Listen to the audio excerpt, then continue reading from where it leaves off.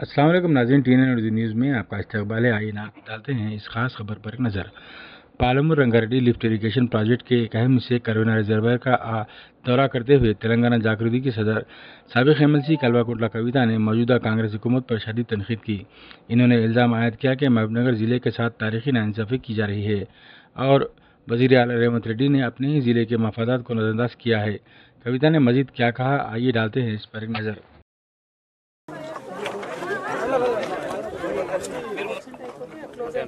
2022 వరకు అయిపోయింది ఇక్కడ అయిపోయింది ఇదంతా ఇంకా ముందే ఉన్నది. ఇది పంపోజ్ కాదు మేడం, ఇది క్యాంప్ వేసుకున్నారు. ఇది క్యాంప్ ఇలా పంపోజ్ మొన్న మునిగింది ఎక్కడ బ్రదర్? మునిగినప్పుడు తీసిరా మీరు విజువల్స్?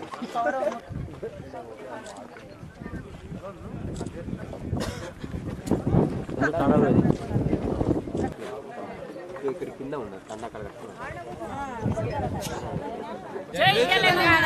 జాగృతి జనంబాట కార్యక్రమంలో 2వ జిల్లా మహబూబ్ నగర్కి ఇవాళ రావడం జరిగింది. మరి మహబూబ్ నగర్ జిల్లాకు నీరు ఇచ్చేటటువంటి వరప్రదాయిని కృష్ణా నది. అటువంటి కృష్ణా నదిలో పాలమూరు రంగారెడ్డి ప్రాజెక్టు తెలంగాణ రాష్ట్రం సిద్ధించిన తర్వాత డిజైన్ చేసుకోవడం జరిగింది.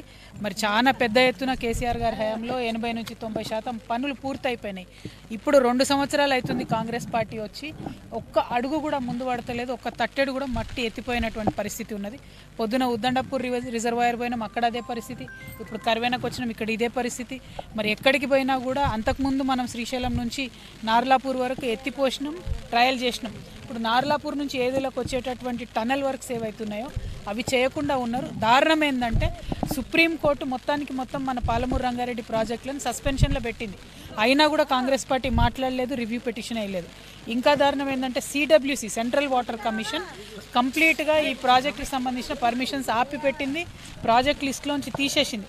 అయినా కూడా ముఖ్యమంత్రి గారు మాట్లాడలేదు. మేము ముఖ్యమంత్రి గారిని కోరేది ఒకటే, మీ జిల్లా, మీ సొంత జిల్లా, మీరు పాలమూరు పులిబిడ్డనని చెప్పుకున్నారు, మీరు వచ్చి మీ జిల్లాకు తీరని అన్యాయం చేస్తున్నారు. ఒక పక్క ఉన్న నీటిని వాడుకుంటలేరు, ఇంకొక పక్క ఆల్మట్టిను ఎత్తు పెంచుతుంటే అక్కడ కాంగ్రెస్ ప్రభుత్వమే ఉంటుంది, ఇక్కడ కాంగ్రెస్ ప్రభుత్వమే ఉంటుంది. మీరు చూసుకుంటూ ఊరుకుంటున్నారు.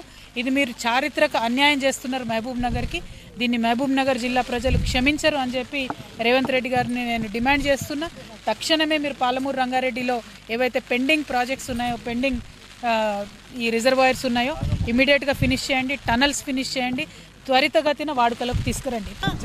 మహబూబ్ నగర్ జిల్లాలో మరి పెద్ద ఎత్తున ఆటో డ్రైవర్లందరూ కూడా ఇక్కడ మాతో పాటు రిజర్వాయర్లు చూడడానికి కూడా ఎంత శ్రమ కోర్చి ఆటోలు ఎక్కించుకొని మరి పైకి వచ్చిండ్రు.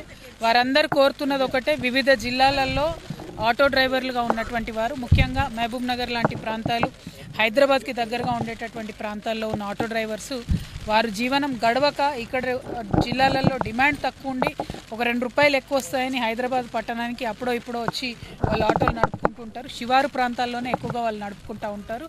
మరి మీ ప్రభుత్వం, కాంగ్రెస్ ప్రభుత్వం అటువంటి పేద ఆటో డ్రైవర్లకు ఇచ్చిన మాటలన్నీ తప్పినరు. వాళ్ళంతటా వాళ్ళు కష్టపడి 2 రూపాయలు సంపాదించుకుందామంటే మీరు దాడులు చేస్తున్నారు, కేసులు పెడుతున్నారు. నేను గౌరవ ముఖ్యమంత్రి గారిని గుర్తు చేస్తూ ఉన్నా, మీరు ఏదైతే ఆటో డ్రైవర్లకు 12,000 ఇస్తామన్నారో తక్షణం అది రిలీజ్ చేయండి, ట్యాక్సులు రద్దు చేస్తామన్నారు అది రిలీజ్ చేయండి. ఇవన్నీ పక్కకు పెట్టి మీరు హైదరాబాద్కు వస్తున్నటువంటి వాళ్ళని కూడా కొత్త రూల్స్ తీసుకొచ్చి వాళ్ళని ఇబ్బంది పెడుతున్నారు. అటువంటి ఇబ్బందులు దయచేసి గురి చేయకండి. మీరు ఒకప్పుడు హైదరాబాద్ ఫ్రీ జోన్ చేయాలని మాట్లాడినారు ముఖ్యమంత్రి గారు. ఇవాళ ఆటో డ్రైవర్లకు కూడా హైదరాబాద్ నగరం అందుబాటులో లేని పరిస్థితి వచ్చింది. మహబూబ్నగర్ జిల్లా వాళ్ళకు కూడా హైదరాబాద్ అనేటటువంటిది ఫ్రీ జోన్ లేకుండా ఉన్నటువంటి పరిస్థితి వచ్చింది. కాబట్టి దీన్ని మీరు తీవ్రంగా పరిగణించాలి. మీ ట్రాన్స్పోర్ట్ కమిషనర్ గారికి మీరు తొందరగా ఆర్డర్స్ ఇవ్వండి. రూరల్ ఆటో డ్రైవర్స్ జీవనోపాధిని కాపాడండి. Thank you.